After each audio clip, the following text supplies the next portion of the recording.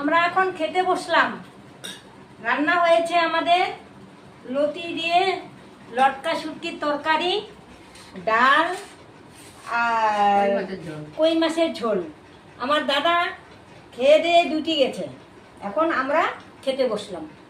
তা তোমরা দেখতে থাকো বন্ধুরা, স্কিপ করবে না, দেখতে থাকো, আমরা খেতে থাকি। হ্যাঁ, আর আমাদের এখানে তো ওয়েদার খুবই খারাপ, একটু কিছুক্ষণ রোদ দিয়েছিল, এখন আবার বৃষ্টি আসছে। ওয়েদারটা দেখতে পেরেছো কিনা? দেখা যাচ্ছে না? দেখা যাচ্ছে না ওয়েদারটা? দেখা